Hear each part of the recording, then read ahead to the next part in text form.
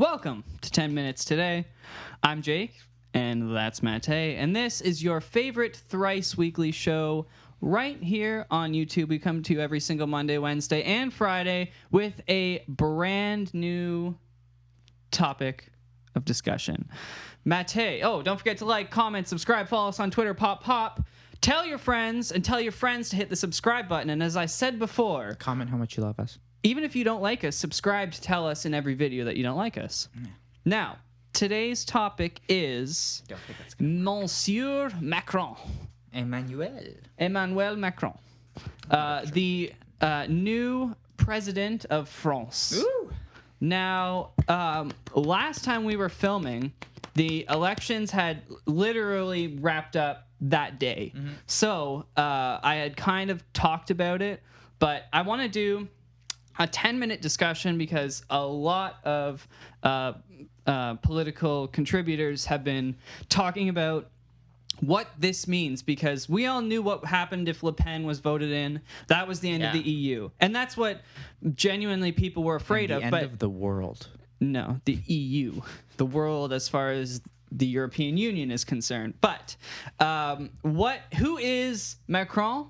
And what does he stand for? So, first of all, it's important to note that he started his political career as a member of the Socialist Party. No. He is far left, especially if you're American. You're looking at these people. They are far left. Super duper far left. They actually believe in single-payer healthcare, Matej. What? I know. Oh. I know. Oh, wait. Oh. I'm sorry. It's just the U.S. that doesn't.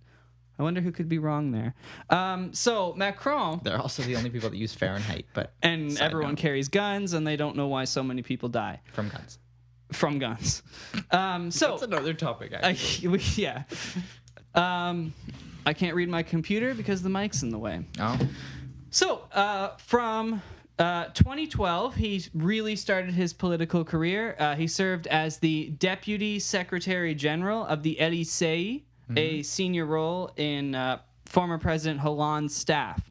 Now, it's really important to note, Hollande stood no chance in this election because his approval rating is like 4%. Okay, that's pretty good.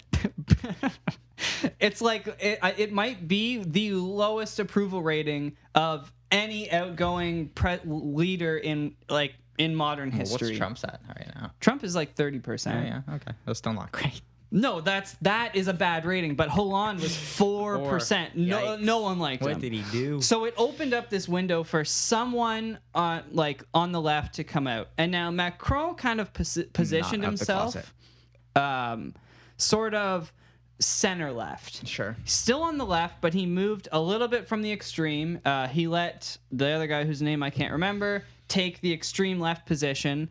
Le Pen was obviously going to be the front runner from everyone on the right, and she is extreme far right. Her father is a notarized anti-Semite. Yeah. Like, they are far right.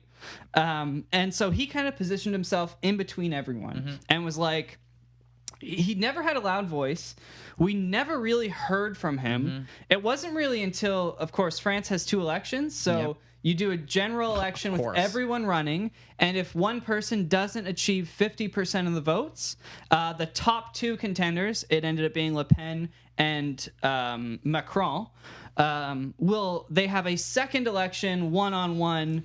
Whoever gets 51 or 50.001% of the votes wins the election. So we didn't really hear about him until the first general election with everyone involved. And that's kind of scary for a world leader. So, of course, I went to CNN because they have a story that specifically says, what if Macron wins? How does this affect America?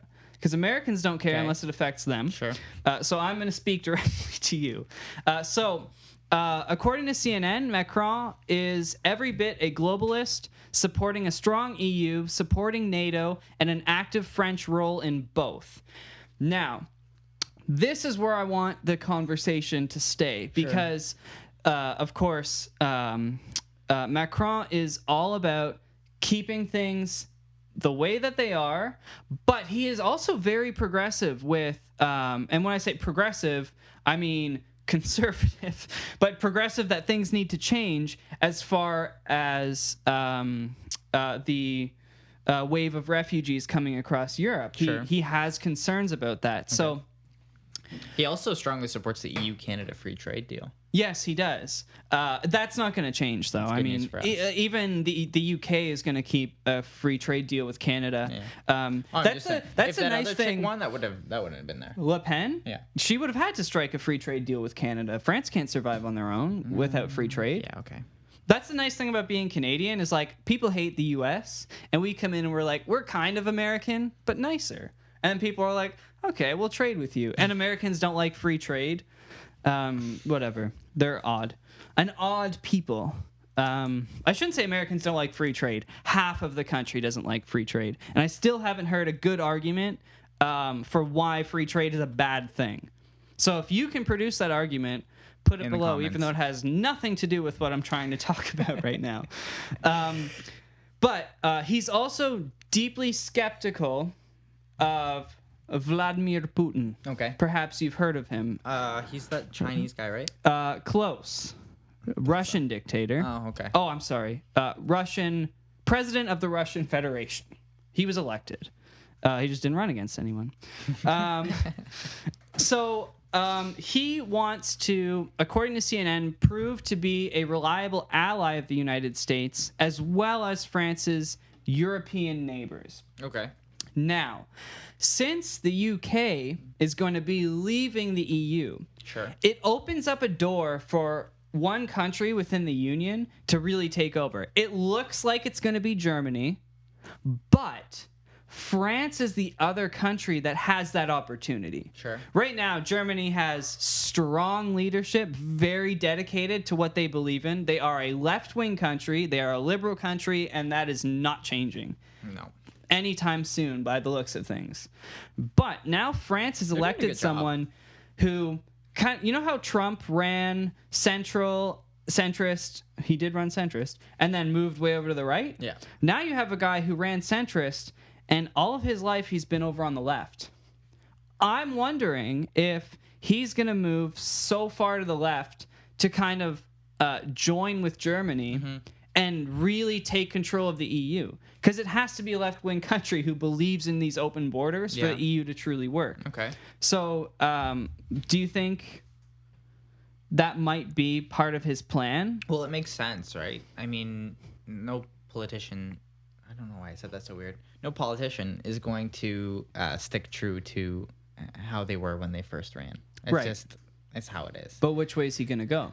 Well, I mean, if he was far left his whole life, unless he had some sort of really bad experience over there, I don't see why he would go right. Yeah. So the only way that makes sense would be to move to the left, and it makes sense. Like there are other reasons why he would go, other than just having like his whole life and his whole views in that sort of area. Yeah. Like you said, moving in with Germany and controlling the EU, that's definitely one controversial thing that he has done, though, is Le Pen was famous for saying, close the borders, very similar to Trump. Muslims, we need to be watching them and figure out what's going on, blah, blah, blah. Well, and she got 34% of the vote. She did pretty well. She did. She did well, not nearly as well as Trump, and but what things that Trump was saying were far more to the right than her. Yeah. And I think that's part of the reason she may have not done so well is she is not. I mean, even Trump is not far right. They're not this modern right wing. But she didn't go far enough, I think, to win those voters. But what Macron has said is that he has a realistic approach to terrorism that accepts the role of terrorism in the French landscape for years to come. I respect that. What does that mean? Accepts the role of terrorism. Terrorism's going to happen. Sure. We have to accept that. We're not going to close our borders and be scared of what's to come. Okay. We're going to say that it's going to happen. We're going to kill every single one that we can and arrest every single one that we can and do everything we can to stop it. But as we talked about a few weeks ago, terrorism is a fact of life now, especially in these major metropolises, especially in Europe. And you can't avoid it. So he looked at it and said, you know what? It's going to happen. Mm-hmm. I'm going to be real. It's going to happen. Yeah. I can't stop it. We don't know if anyone can. We'll do what we can, but It's an interesting approach, and we'll see how things turn out. But that's all the time that we have for today. that's it. So thank you for watching. Once again, don't forget to like, comment, subscribe, and come back every single Monday, Wednesday, and Friday right here on YouTube. Send us a like on Facebook.